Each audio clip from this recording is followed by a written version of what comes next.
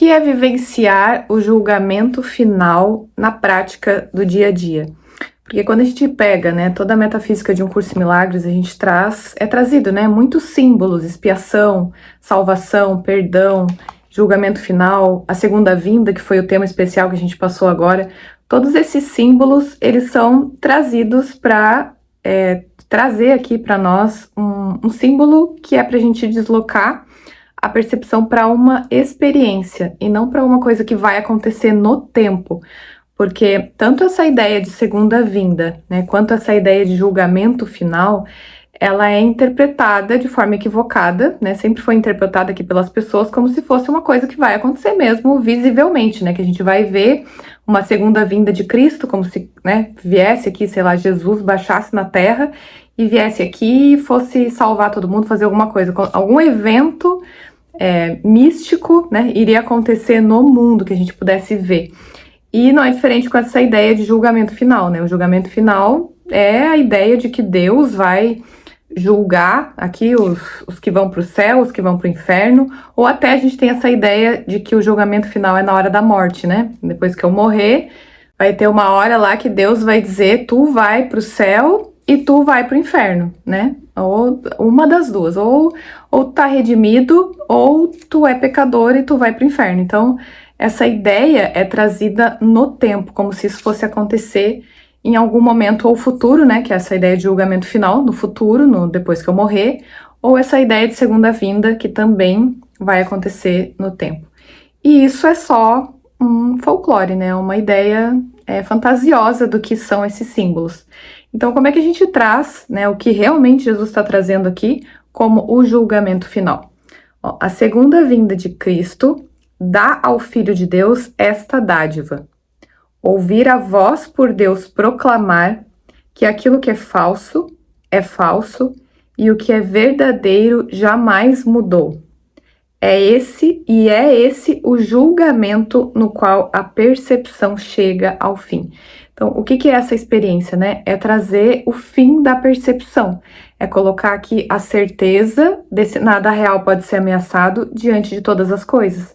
Então, ao invés de eu dar realidade para a percepção, dizer que eu existo nesse corpo aqui e que tem outras imagens que se relacionam comigo, no lugar disso há essa percepção corrigida, que não confunde aqui, ó, observa, né, observa essa imagem se movimentando, observa as coisas que essa imagem faz, os relacionamentos que essa imagem tem, mas não mistura o existir com isso, né, é não colocar aqui o investimento como se isso fosse a vida, né, é observar aqui durante todo o nosso dia aonde que há significado de existência, né? A gente consegue observar isso só estando nesse momento presente. Nesse momento presente, a gente consegue ver as identificações que tem quando há um descanso nessa realidade, né? Quando a gente coloca o foco da existência em algo que a gente não define, em algo que a gente não coloca um símbolo, não traz uma definição, não traz um nome, uma forma,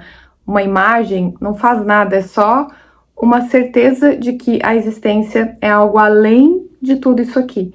Então, quando esse foco, né, isso que tá antes de tudo, percebendo, né, faz isso, essa percepção equivocada, ela começa a saltar, assim, a surgir, né, a gente vê ali o que há de valores que a gente coloca aqui, né, essa identificação com a personalidade, a gente consegue ver aqui através desses hábitos, né, daquilo que a gente gosta, daquilo que a gente não gosta, né, sempre que tem ali uma ideia de que eu gosto disso, eu não gosto daquilo, ou eu sou sempre assim, eu sempre fui assim, né, todas as minhas preferências aqui, os meus hábitos, eles estão trazendo uma identificação de existência.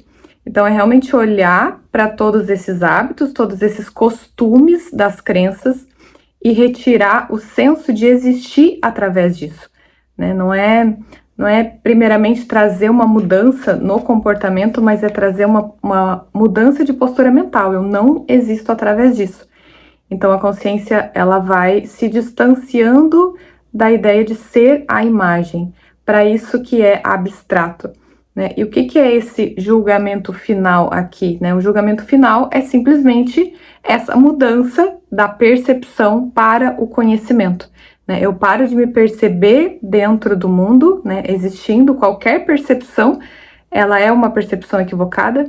Então, trazendo essa certeza para o existir em Deus. Então, esse é o julgamento final. O julgamento final é simplesmente assim: é impossível que haja uma outra existência fora de Deus. Isso sempre foi impossível e esse é o julgamento final. Não há nada a ser colocado no lugar disso, né? Não há nenhuma percepção equivocada sendo colocada. E aí isso é algo que não é feito no sentido de ser uma parte fazendo isso, né? Quando a consciência ela aceita essa observação verdadeira, ela não está observando as coisas da imagem para ser retiradas da imagem, para ser como se tivesse que alguma coisa ser resolvida aqui, né? É uma certeza por todos estão incluídos, né, nessa certeza de que o existir não está fora de Deus, o existir ele permanece perfeito, intacto e não tem nada a ver com isso aqui. Então, não tendo nada a ver com isso aqui, quando a gente está no nosso dia a dia e a gente, ao invés de colocar ali, né, as preocupações, as expectativas, a raiva, né, um impulso ali para atacar o outro, sei lá, a inveja, a vantagem, todas essas crenças e essas vontades, né, de crenças que surgem ali, elas vão ser vistas como algo que não é o que eu sou, né? Eu não existo através dessas coisas. Então, eu retiro a percepção de estar naquilo ali. Então, isso é vivenciar esse julgamento final no dia a dia. Eu sou o Filho Santo de Deus, então eu não sou essas percepções, então eu não sou essa ideia de ser uma parte separada. Então, essa é a vivência simples e prática do julgamento final no nosso dia a dia. Um beijo a todos e tchau!